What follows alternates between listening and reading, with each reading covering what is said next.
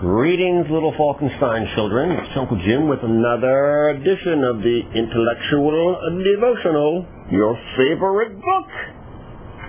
I know. Today we're going to talk about Mendellian Genetics. I know you've been waiting for Mendellian Genetics. Shh, calm down. Calm down. It's here. Whew. All right, take a deep breath. I know it's very exciting for you. I know. You can pause the tape if you want to get some popcorn. All right. When Gregor Mendel, a Czech monk, began his pea experiments in the mid-1800s, that's a little green pea, not peeing on things, there were two leading theories of inheritance. The first stated that the traits of parents blend together equally to create a child, so you are half your mom and half your dad. But the second proposed that the environment in which the child was conceived shaped his features, so that it didn't matter what your parents are like. Whatever hospital bed you came out in, you created like that bed. I think that's what the environment means. But Mendel disproved them both. They're both wrong. Why? On his frequent walks through the gardens of his monastery, Mendel noted the simple traits of a common pea plant, Piscium sativum. Piscium. See, how can this not be about pea? It's talking about peas. They're called Piscium. It's funny. He noticed that the flowers in the plant were either purple or white, nothing in between, and that the pods were either yellow or green. The stem was either long or short. The seeds were either round or wrinkled. In total, he found 7 traits that never seemed to blend together, and so he began his experiment. Some kids were blonde, some kids had dark hair, some kids were they were black kids, and then there were bald kids, and there were short kids, and tall kids. There was nothing in the middle. So these were peas instead of kids, but the same. When Mendel bred green-potted peas with yellow-potted peas, their offspring all turned out green-potted.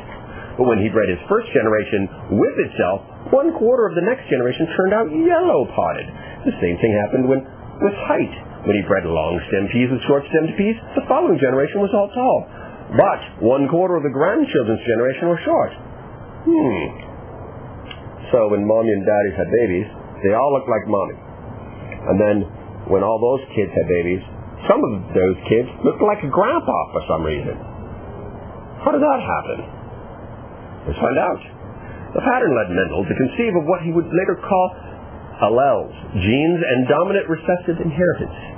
It's inheritance like you inherit genes from your parents, like you got her mom's ears and dad's nose and mom's hair and your dad's knees, stuff like that. Not like inheritance like money.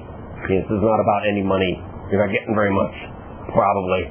So, hope you got good knees and you can play football for a long time. Let's see. Essentially, Mitchell concluded that each plant received one heredity unit or allele from each parent for each trait or gene. Although only one of the alleles would be outwardly expressed, the dominant allele, both had an equal chance of being passed on to the next generation. So although you have blue eyes inside your body, you have brown eyes.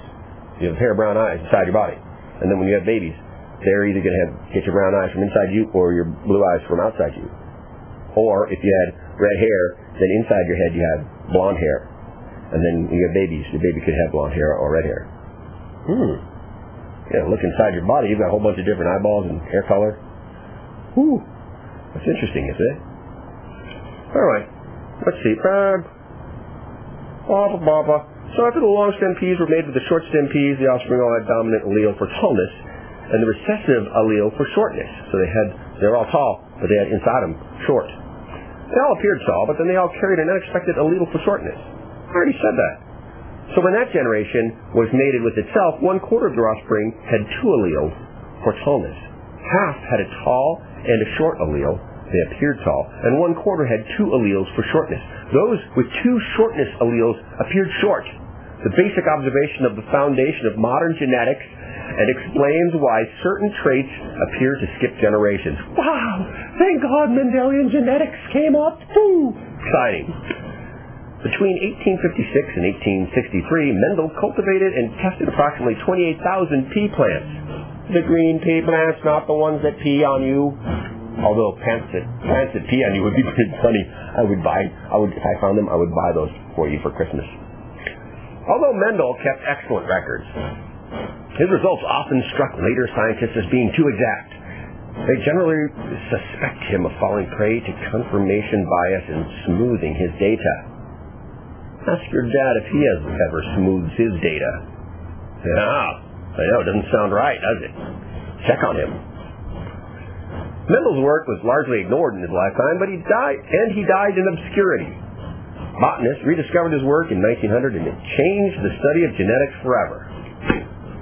Mendellian Genetics. Isn't that great? So it just goes to show you, if all the work your dad does all the time isn't appreciated, maybe once he's dead, it will change the world.